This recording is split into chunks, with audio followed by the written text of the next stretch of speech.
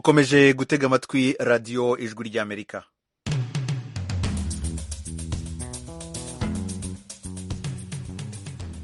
radiyo ijwi ry'Amerika ivugira i Washington DC mu Kirundi no mu Kinyarwanda. Mu Rwanda mutwumvira kuri FM 104 n'ibice bitatu y'ijwi ry'Amerika. Mu Burundi turi ku mirongo migufi ya shortwave kuri metero 19 na metero 22. Mwiriwe neza nshuti mwese muduteze amatwi, ni Edi Rwema wongeye kubasuhuza. Igihugu cya Repubulika ya Demokarasi ya Kongo uyu munsi cujuje imyaka 62 kimaze kigenga. Bamwe mu banyekongo babona ubwigenge bwarabagejeje kuki hejuru ya independence. Twebwe ntayo twabonye, twebwe ibyo tuzumva babivuga ku maradiyo. Twebwe icyo dusaba abantu batwumva no kudukorera ubuvugizi, nanone ko dukomeje kugira ibibazo, twikorerwa yicwa rubozo, twicwa tugatwikwa, cyane cyane abagore. Abo ni bamwe mu banyekongo b'abanyamulenge batuye mu ntara ya Kivu y'Epfo mu burasirazuba bw'igihugu. Uburusiya kuri uyu wa kane bwatangaje ko bwakuye ingabo zabwo ku kirwa kiri hafi y'umujyi wa Odessa gisanzwe ari icya Ukraine.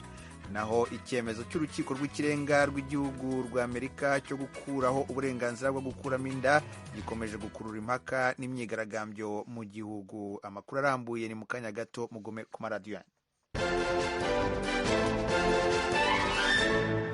Amakuru yacu yo kuri iyi saha tuyahere ku makuru avugwa hirya no hino ku isi. Perezida Emmanuel Macron w'Ubufaransa avuga ko gahunda y'ibihugu bya Finland na Sweden yo kwinjira mu muryango wa OTAN ari ikimenyetso cyiza cyereka Uburusiya ko ntacyo buzageraho uretse kwisenya. Ni inkuru twateguriwe na Timu Ishimwe. Emmanuel Macron yagize ati kuba Finland na Sweden bifite gahunda yo kwinjira muri OTAN, ibi ubwabyo ari ikimenyetso cyiza cyo kwereka perezida w'Uburusiya Vladimir Putin ko imigambi ye ari mibi kandi ko azitsinda ubwe. Ubwo yari mu kiganiro n'abanyamakuru i Madrid, Macron yavuze kandi ko Putin yatumye ibihugu byagenzaga make mu kugira ubushake bwo kwinjira muri OTAN, kuri ubu ibyo bihugu byarahisemo kuba abanyamuryango. Ejo kuwa gatatu nibwo umuryango wa OTAN wari wasabye Finland na Sweden kuwinjiramo. Ibi byari kugira ngo habeho ubufatanye bwa gisirikare. Bishimangiye kandi ko umutekano w'ibihugu by'Uburayi urushijeho gukazwa nyuma y'imyaka ibarirwa muri 40. Ariko kandi bikozwe mu gihe cyangombwa kuri uyu muryango nyuma y'aho Uburusiya bugabiye ibitero kuri Ukraine.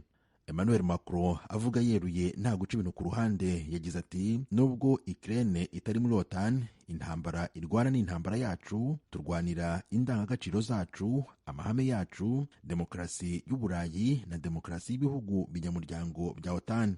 Mu ntangiriro z'iki cyumweru Perezida wa Amerika Joe Biden yemeye gutanga indi nkunga y'ibikoresho birimo ubwato n'indege bya gisirikare byo gufasha Ukraine.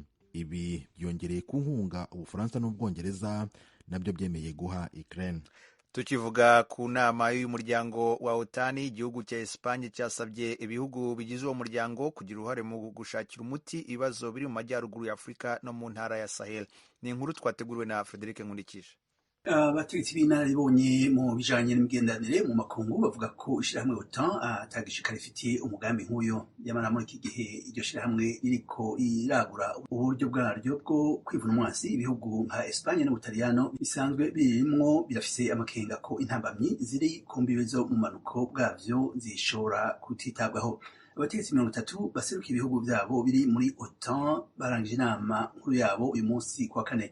Mu kiringo cy'iminsi 2 bihweje cyane ingwano y'Uburusiya muri Ukraine. Uyu munsi mu gitondo umunyamabanga mukuru wa OTAN Jens Stoltenberg yatangaje ko iryo shirahamwe rizokwicarira ibintu byose bitera umutekano muke rikongera rigahagurukira kurwanya iterabwoba. Umushikiranganje wa Espagne asheje imigenderanire n'abakungu Jose Manuel Alvarez yavuze ko OTAN rishobora kugira uruhara mu gihugu ca Mali mu gihe vyoba nkenerwa.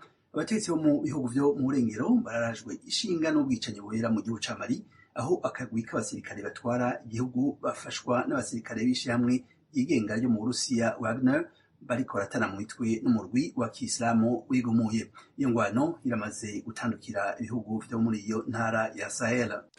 Minisiteri y'ingabo y'Uburusiya kuri uyu wa kane yatangaje ko yakuye ingabo z'icyo gihugu ku kirwa cya Snake gisanzwe ari ubutaka bwa Ukraine. Ni inkuru tugezwaho na Eugenia Mukankusi. Uburusiya bwifashishije iki kirwa nk'ahantu ho gutegurira ibitero nyuma yo kukigarurira mu minsi ya mbere y'intambara cyatangije mu mpera z'ukwezi kwa kabiri. Itangazo ry'Uburusiya ryo kuri uyu wa kane rije nyuma y'aho ingabo za Ukraine zigabye ibitero ku birindiro by'Uburusiya byo kuri icyo kirwa. Uburusiya ariko bwavuze ko icyo cyemezo ari ikimenyetso cy'ubugwaneza kandi cyagaragaje ko butazatambamira umuhate wa Loni wo gushakira inzira ibicuruzwa by'ibinyampeke bya Ukraine byoherezwa hanze. Andriy Yermak, umukuru w'ibiro bya Perezida Zelensky, abinyujije ku rubuga rwa Twitter, yemeje ikurwa ry'ingabo z'Uburusiya kuri icyo kirwa ati nta ngabo z'Uburusiya ziri kuri icyo kirwa, ingabo zacu zakoze akazi gakomeye. Tukiri kuri iyi ntambara kandi kuri uyu wa kane Ubwongereza bwatangaje indi nkunga ifite agaciro ka miliyari y'amadolari y'Amerika igenewe Ukraine.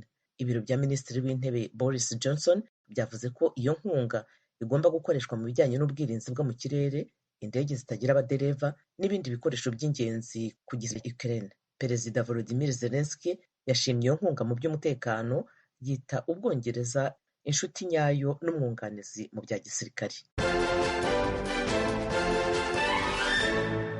Barakoze bagenzi bacu baduteguriye amakuru yo hirya no hino ku isi. Mbibutsa ko iyi mwumva ari radiyo Ijwi ry'Amerika ivugira i Washington DC mu Kirundi no mu Kinyarwanda.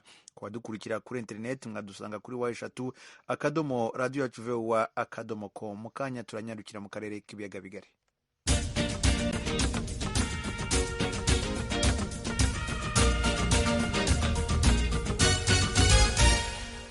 Amakuru yo mu karere. Uyu munsi igihugu cya Repubulika ya Demokarasi ya Kongo kizihije imyaka 62 kimaze kibonye ubwigenge. Abanyekongo biyumva bate nyuma y'imyaka y'ubwigenge? Mugenzi wacu Vedaste Ngabo yavuganye na bamwe mu banyekongo b'abanyamulenge batuye muri teritwari ya Fizi ahitwa Iminembwe, bamubwira uko babona iyi myaka irangiye.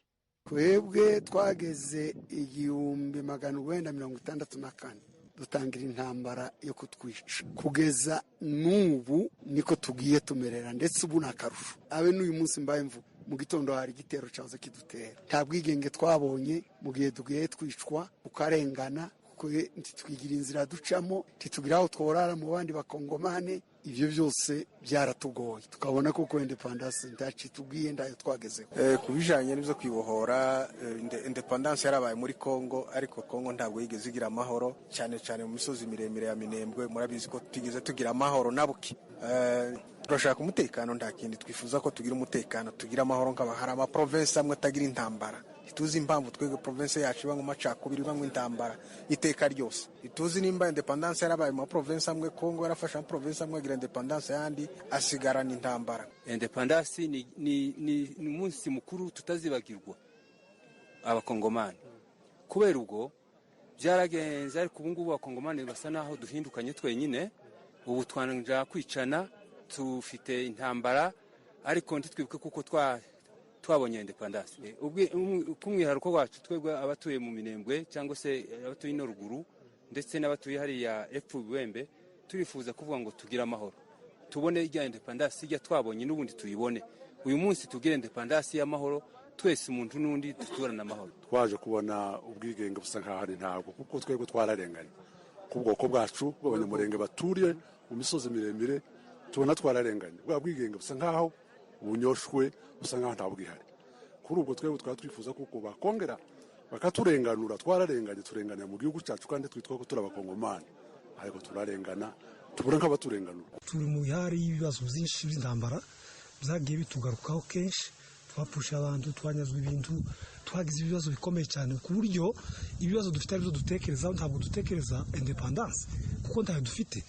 Twebwe twasaba ubwa mbere, twasaba leta ya Kongo ko yadufata nk'abandi bakongomani, ikaduha agaciro, ikaduha umutekano, hanyuma igafata inshingano, ikagarura amahoro mu gihugu, ikagarura umutekano, abantu bose bakabana mu mahoro. Twebwe icyo dusaba abantu batwumva ni ukudukorera ubuvugizi, nanone ko dukomeje kugira ibibazo, twikorerwa yicwa rubozo, twicwa, tugatwikwa, tukangazwa, tugateshwa agaciro mu gihugu, tudahabwa uburenganzira nk'abandi bakongomani ku isi yose aho dutuye. Cyane cyane abagore, twifuza ko communauté internationale yahaguruka ikamenya ikibazo cyacu nk'abagore bo mu misozi miremire ya Minembwe. Urabona nk'imyaka mfite, nari mfite umurima wanjye wa hegitari 42, nororeragamo inka nkorora n'intama n'ibyo bintu bibiri nari nkorora inka n'intama n'inkoko baraza baranyaga barambura n'ubu ntawo mfite barica abantu ari mfite b'abakozi bantwaye nka 56 twe ntaho tuja tuzitiriwe ahangaha ufatwa n'inda wari kugenda ahantu kure ntaho ugenda ntaho uca n'ugenda barakwica ngo dore urasa n'umunyamurenge amahanga turayabwira ngo aduhagurukire adushikirize ubutabera aba bavyeyi bacu bishwe n'abandi bafatwa ku nguvu no kutagenda kwacu kuzitirirwa hamwe rero tukaba dusaba amahanga kugira ngo iturenganure natwe tumere nk'abandi turi abakongomani nk'abandi dufite uburenganzira bwo gukora ibikorwa nk'ivy'abandi bakongomani. Tuvuga hejuru ya independence twebwe ntayo twabonye twebwe ibyo tuzumva babivuga ku maradiyo n'ababyizihiza bakabyizihiza ariko twebwe ino ntabyo twabonye kuko ikiremwa muntu twebwe ino kirarengana n'ubyo dukorerwa ibintu bimeze nk'iby'inyamaswa habe n'inyamaswa ishobora gusambirwa iwacu uburenganzira bw'umuntu ntabubaho. Abo ni bamwe mu banyamurenge batuye muri teritwari ya Fizi ahitwa Minembwe bavugana n'umunyamakuru w'Ijwi ry'Amerika ejo kuwa gatanu tariki ya mbere y'ukwa karindwi no munsi w'ubwigenge mu Rwanda no mu Burundi. Imyaka 60 izaba yuzuye ibihugu byombi byigenga byari byarakolonijwe n'Ububirigi. Turabatumiye mu kutugezaho icyo mwumva kuri uwo munsi ubwigenge, mwatugezaho ibitekerezo byanyu ku rubuga rwacu rwa Facebook VOA radio yacu. Leta ya Tanzania yatangiye kubarura impunzi z'abarundi zahungiye mu nkambi ya Nduta zibazwa icyatumye zihunga. Leta ya Tanzania yahaye izi mpunzi igihe cy'umwaka kuba zatashe. Ni inkuru twateguriwe n'umunyamakuru w'Ijwi ry'Amerika James Joven.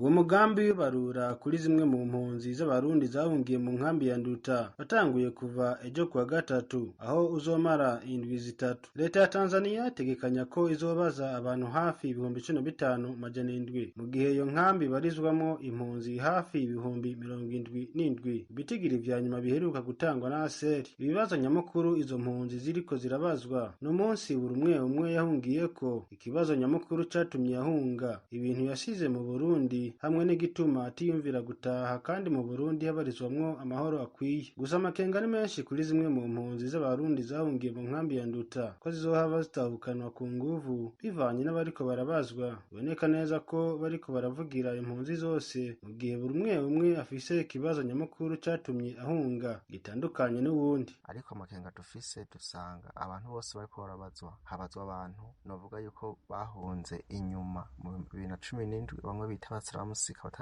batararonka ubuhungiro. Abo rero nibo dufise kamakenga kuko bavuga yuko ivyo bazokura muri bo abo bantu nivyo bizoba bivugiwe ikambi yose. Nabo abenshi muri bo abenshi bivugira yuko bakeneye amahera ngo bongereze mpera ngo bahunguke, ariko mu bantu bahunze guhera mu 2015 2016 nta muntu numwe bigera babaza kanini abantu bace mu 2017. Ivyo bazovuga bizoba ivyo nyene ku mpunzi, nimba ari guhunguka no guhunguka, nimba ari gufashwa ubundi bufasha no gufashwa, ariko dufise amakenga. Ico twifuza bokoze uku bakagira ibarura isekeza rya twese, kira muntu akivugira ku gatwe kiwe. Ingorane aha turaha twese ingorane si zimwe, ivyiyumviro vy'umuntu, umutekano muke muntu wari wese yahunze si umwe. Birashika hakaba hariho abafise umutekano mwiza bavuga ati mu Burundi nta ngorane jewe ndashobora gutaha, hakabaho n'abandi batoja mu Burundi ngo baharonkera amahoro. Mu ntumbero yo gutahukana impunzi ku nguvu, leta ya Tanzania yarafashe ibihano bitandukanye byo kuburabuza impunzi, harimo kugara amasoko rusangi,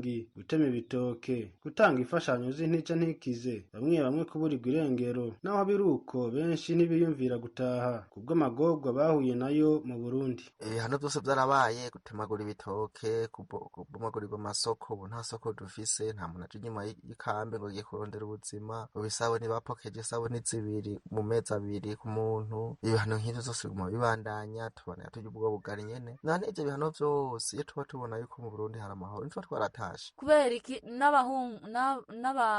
n'abahunguka usanga benshi bariko baripfuza kugaruka, ndetse bamwe bakagaruka bagasubizwa inyuma n'abajejwe umutekano bongeye kugaruka gukoma amashi muri UN kugira barabe ko bobaha ubufasha ku buryo babuze umutekano mu Burundi iyo bari bahungutse baje bagahitamwo kwangara bamwe batizabo bongera gusubira kurondera iyo bahungira muri Kenya mu Buganda bidakunda suko babona ata mutekano uriho bagasigara bariciza bipfuza icatumye bahunguka. Niyo mpamvu rero yaba twabona ko umutekano ukwiye ibi bihano ku muntu afise yahunguka aja ninde yovyihanganira dufise iyo tuja ninde yoguma ngaha. HCR yo kubwayo mu nama yo kwizihiza umunsi wahariwe impunzi uheruka kubera mu nkambi ya Nduta itariki 20 z'ukwezi kwa gatandatu yavuze ko minsi yose izohagarara ku ruhande rw'impunzi no gukurikiza amategeko yose yagenga impunzi mu gihe ico bahunze kitarakemuka kugira basubire mu gihugu cyabibarutse. Kuva mu nkambi ya Nduta iri mu gihugu ca Tanzania, James Jovini kubwijwi rya Amerika. Mukomeje gutega amatwi radio ijwi ry'Amerika. Urukiko rw'ikirenga muri Leta Zunze Ubumwe za Amerika mu cyumweru gishize rwahagaritse uburenganzira bwo gukuramo inda bwari bumaze hafi imyaka 50 bwemewe mu itegeko nshinga. Iki cyemezo kikimara gutangazwa za leta nyinshi zahise zitangaza ko zishizeho amategeko abuza gukuramo inda. Ni icyemezo gikomeje kutavugwaho rumwe n'impande zitandukanye hano muri Amerika. Ni icyemezo kandi gishobora kuzagira ingaruka ku nkunga Amerika yahaga ibihugu mu bijyanye n'ubuzima bw'abagore.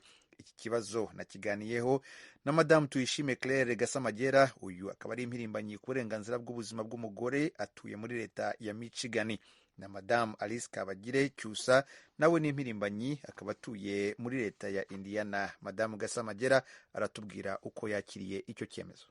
Ku bantu basoma Bibiliya hari umugani muri Bibiliya, umuntu w'umunyabwenge Salomoni bamuzanira umwana abagore bari kuburana umwana, agatanga igitekerezo cy'uko umwana bamucamo kabiri.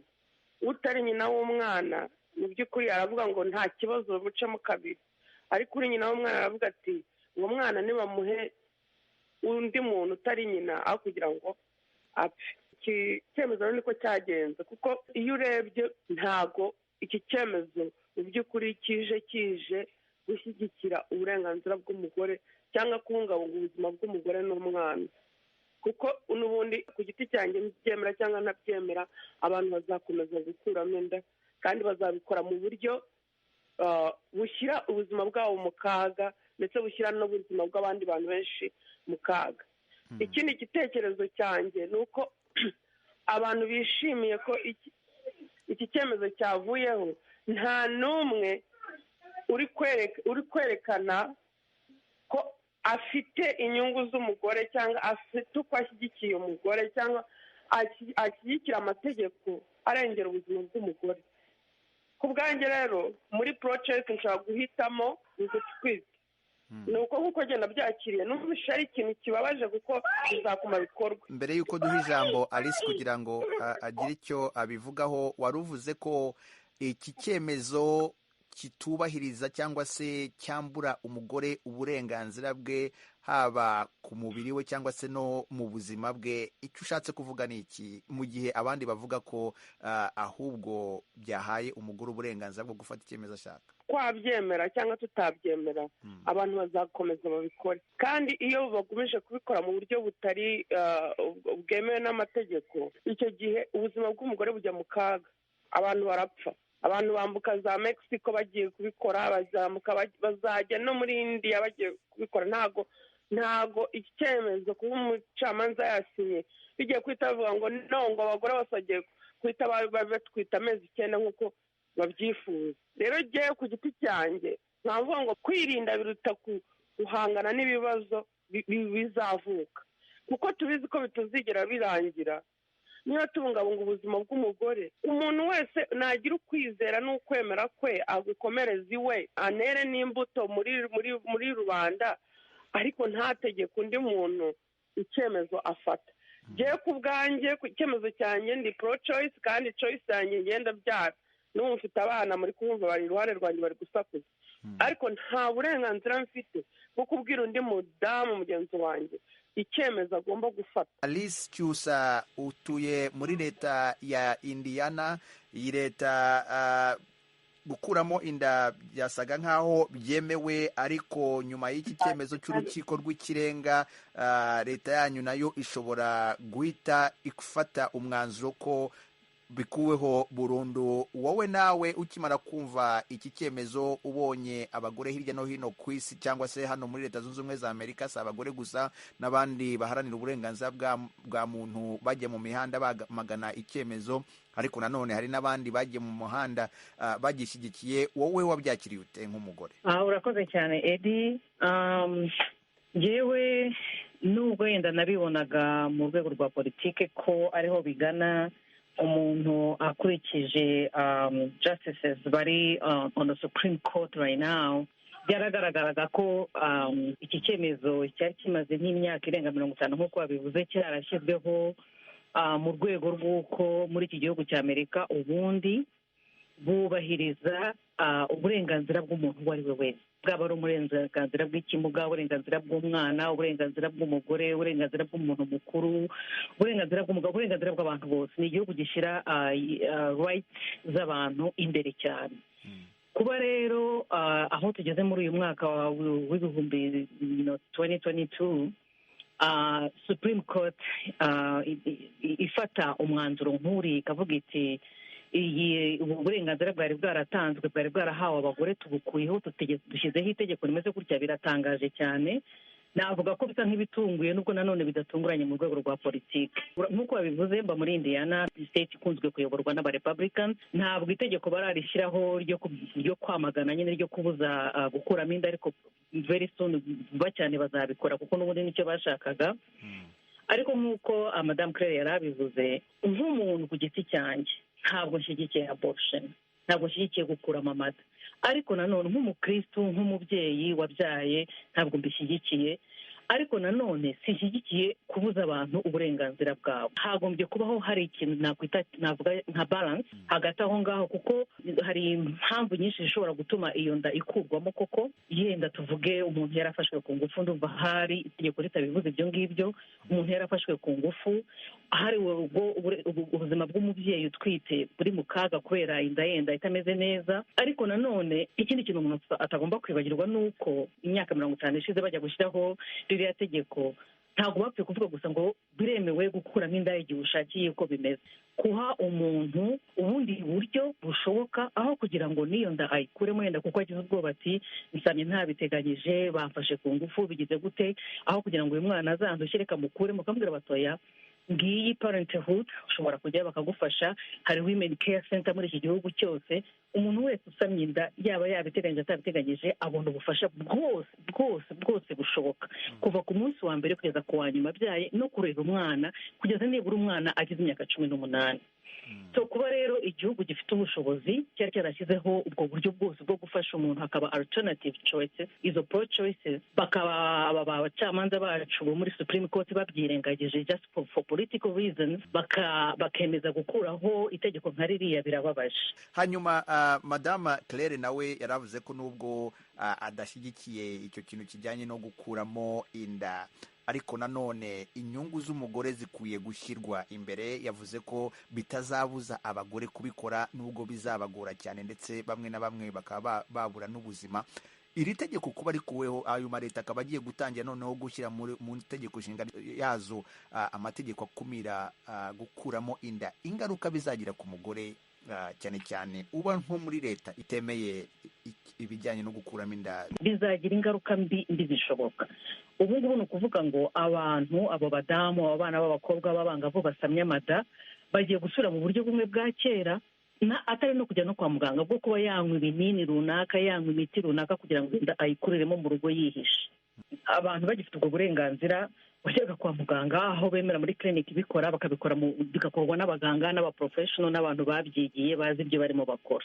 Ubu rero abantu abadashobora kujya yenda muri Mexico hafi aho, badashobora kunyarukira muri Canada niba babyemera simbizi neza, abadashobora kujya muri India ngo babikore, bazatangira kugura iyo miti babikorere mu rugo.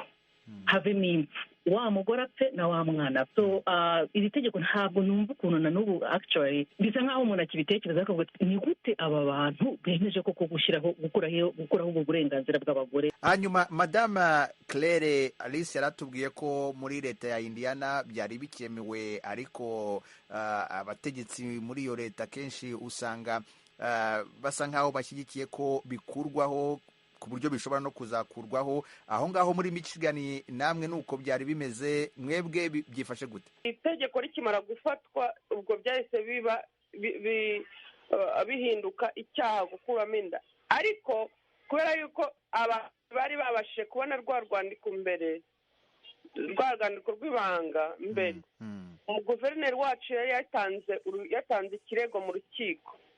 Ni kuvuga ngo rero kuko tukiri mu nkiko ibyemezo ntibishobora guhinduka abantu bakiri muri litije. Ubu biracyemewe igihe cyose inkiko zitarabihindura. Ikindi cyakozwe ni uko bashyizeho kumobiriza abaturage kugira ngo mu kwezi kwa 11 nitujya gutora bizajye kuri lisite y'ibintu bizatorerwa.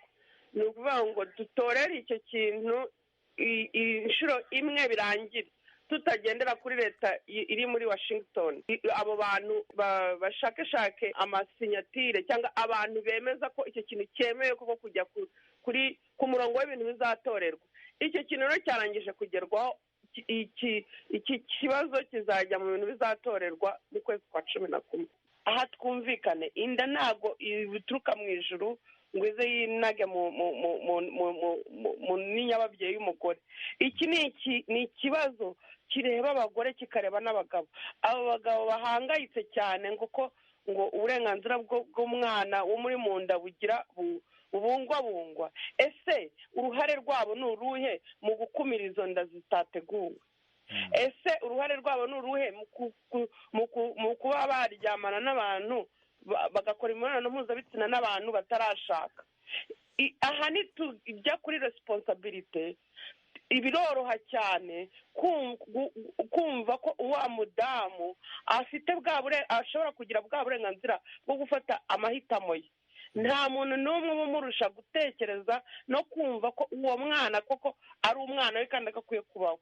Iyo yafashe icyo cyemezo ni ukuvuga ngo haba hari ahantu kure cyane yageze bikwiye kugira ngo umugarure. Ari nayo mpamvu bakuraho itegeko, batarikuraho abantu bazabikora kandi bamwe bazapfa bambuka imigezi za